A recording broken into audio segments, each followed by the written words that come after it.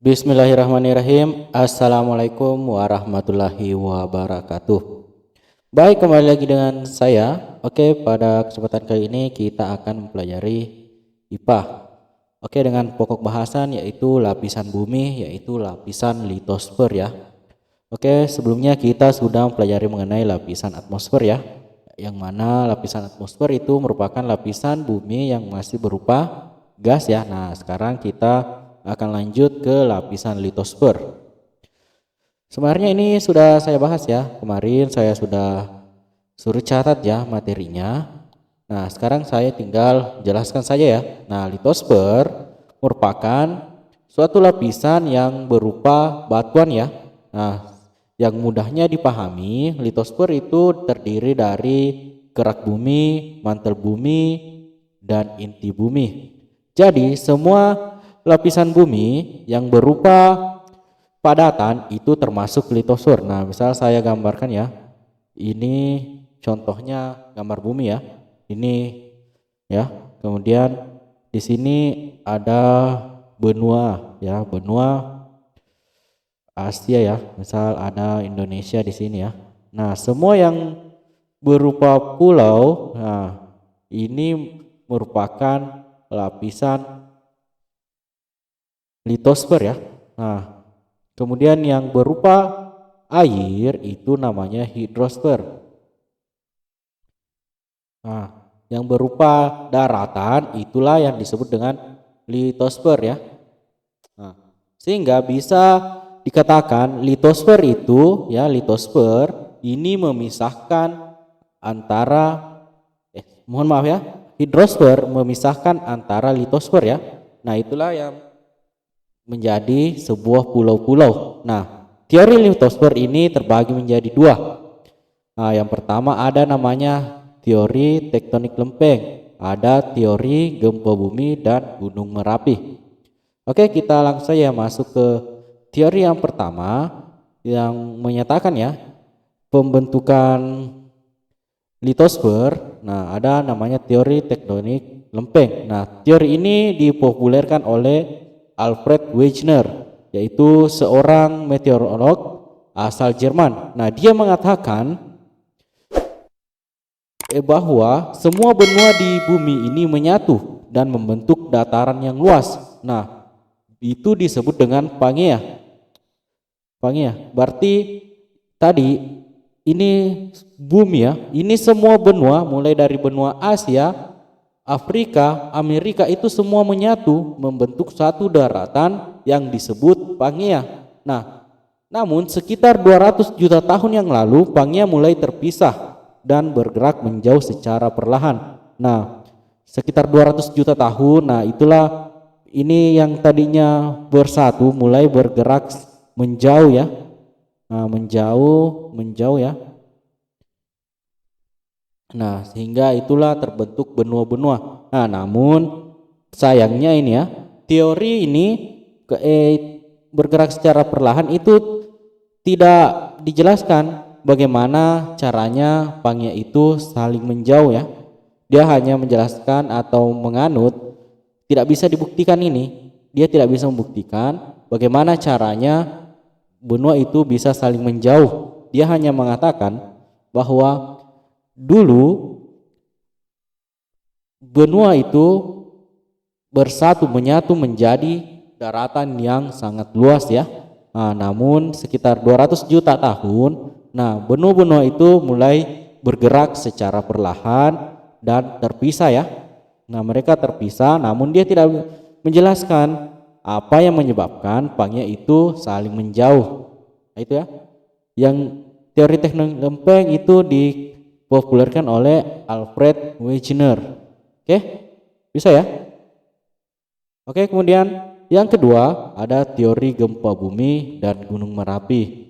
Nah, gempa bumi kan sudah ditahu ya, gempa bumi itu getaran yang merambat melalui material bumi. Ini disebabkan adanya energi dari pergerakan lempeng yang ada di dalam bumi. Nah, semakin besar energi, maka getarannya semakin terasa. Gempa bumi melepaskan gelombang seismik yang merambat sepanjang permukaan bumi.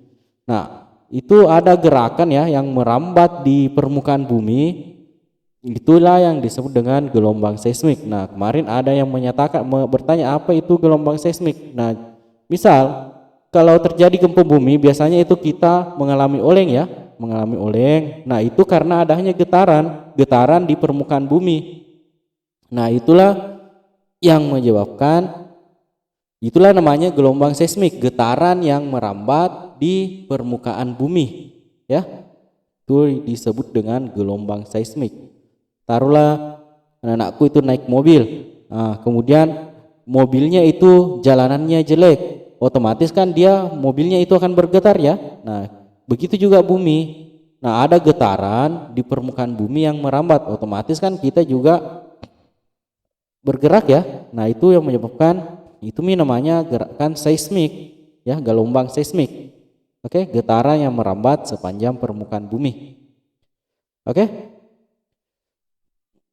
Ketika gempa terjadi di dasar laut, nah kalau terjadi gempa di dasar laut, nah maka gerakan antar lempeng akan mendorong air laut untuk naik ke permukaan dan menimbulkan gelombang yang sangat besar. Nah, inilah yang disebut tsunami. Nah, misal ya di laut, nah saya gambarkan aja ya sederhana. Misal ini laut ya, laut. Nah, jika misal terjadi gerakan di sini ada retakan ya, getaran antar lempeng. Nah, ini otomatis biasanya jika terjadi retakan di sini ya, gerakan. Nah, ini air laut biasanya akan turun, dia turun lagi. Nah, jika terjadi gerakan lagi, otomatis ini air laut akan meluap ya. Nah, inilah yang menyebabkan adanya gelombang yang sangat dahsyat. Itu juga kenapa ya, biasanya sebelum tsunami itu air laut di pantai itu surut, karena biasa kan terjadi retakan ya di permukaan bumi, yang mana retakan itu akan biasanya ini air yang ada di sini biasanya itu ke daerah jauh dulu ya, daerah jauh. Nah, nanti terjadi gerakan yang besar. Nah, ini yang akan menyusul terjadinya tsunami ya, gelombang yang sangat dahsyat. Otomatis kan kalau terjadi gerakan di sini kan dia akan menguap ya, meluap. Nah, otomatis inilah yang menyebabkan tsunami. Nah, oke, bisa dipahami ya, karena tsunami itu pasti biasanya didahului dengan gempa ya yang terjadi di dasar laut. Oke, dalam gempa bumi ada beberapa istilah ya yang dikenal. Nah, yang pertama ada seismik. Nah, itu tadi gelombang yang merambat sepanjang permukaan bumi. Nah, ini seismik, gelombang yang merambat sepanjang permukaan bumi. Kemudian ada seismologi. Nah, ilmu yang mempelajari gempa bumi. Nah, ilmu yang mempelajari gempa bumi itulah yang disebut dengan seismologi. Kemudian seismograf. Nah, alat yang mencatat data gelombang seismik. Nah, alat ini akan mencatat ya berapa skala Richter getaran gempa bumi. Itu ada 3,5, 6,5 ya, itu skala Richter ya. Kemudian epicentrum, permukaan bumi yang berada di atas hipocentrum. Nah, ini ada misal di sini terjadi gempa, itu pusat gempa ya. Atau hipocentrum itu adalah titik kedalaman pusat yang menjadi pusat gempa. Hipocentrum berarti titik pusat, di sini terjadi gempa, di sini terjadi gempa ya.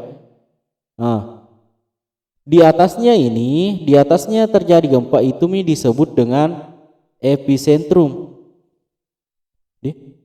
Bisa dipahami ya? Di atasnya terjadi gempa. Nah, di sini pusat gempa. Kalau misal di sidrap ya, misal di sidrap terjadi gempa, otomatis di sidrap lah juga menjadi epicentrumnya atau pusatnya. Misal ya, saya gambarkan. Misal di sini sidrap ya, anggaplah sidrap. Nah, di sini biasanya di bawah ya, di bawah ini di sini terjadi gempa atau pusat gempa. Otomatis daerah yang di atasnya sini ini yang disebut dengan epicentrum. Oke, bisa dipahami ya. Kemudian skala Richter, satuan kekuatan gempa bumi. Nah, kekuatan gempa bumi itu biasa disebut dengan skala Richter 3,0 ya. Biasanya kalau di atas 5 itu sudah besar ya. 5,5, 6,5, apalagi kalau 7 ya. Oke. Bisa dipahami ya? Oke, kemudian nah, selain gempa bumi, nah ada juga dikenal dengan gunung berapi ya. Nah, beberapa gunung berapi yang ada sekarang ini terbentuk karena adanya tabrakan antara dua lempeng. Nah, jika lempeng yang satu punya massa jenis yang lebih besar, akan menekuk ke bawah lempeng yang lainnya karena punya massa jenis yang lebih kecil. Misalkan ada lempeng ya di sini, kan biasanya begini, dia akan menekuk. Nah, ini biasa terjadi pergeseran lempeng. Nah, dia antara lempeng yang satu dengan lempeng yang dua, dia akan menekuk. Nah, biasanya setelah dia menekuk ini biasanya tercipta di sini, kan kita tahu sendiri ya, di permukaan bumi kan dia biasanya itu ada lapisan magma ya. Nah, ini nanti yang menjadikan gunung api atau terciptanya gunung api jika ada tabrakan antara dua lempeng. Ini yang menciptakan adanya gunung api. Nah, di Indonesia ini merupakan pertemuan antar lempeng yang begitu banyak. Itu mengapa di Indonesia itu banyak sekali gunung Merapi. Karena di Indonesia itu juga kenapa Indonesia sering terjadi gempa, karena di Indonesia itu kan pertemuan antara lempeng. Nah, pertemuan antara lempeng inilah yang sangat sering terjadi retakan. Nah, retakan antara lempeng ya di dalam bumi ini akan menyebabkan goncangan ya atau gempa. Nah, salah satu ada juga rangkaian ya yang melewati Indonesia disebut dengan cincin api Pasifik atau Ring of Fire. Nah, ini rangkaian gunung api ya yang terkenal yang melewati Indonesia. Nah, seperti ini ya rangkaiannya. Ini kan di sini ya Indonesia. Nah, ini dia dilewati oleh cincin api Pasifik. Nah, itu mengapa di Indonesia itu banyak juga gunung api dan juga banyak atau sering terjadi gempa. Jadi kita tidak heran ya di Indonesia itu sering terjadi gempa karena banyak sekali pertemuan-pertemuan antar lempeng. Nah, selain itu banyak juga gunung api. Gunung api jika meletus itu juga dapat menyebabkan gempa. Oke, bisa dipahami ya.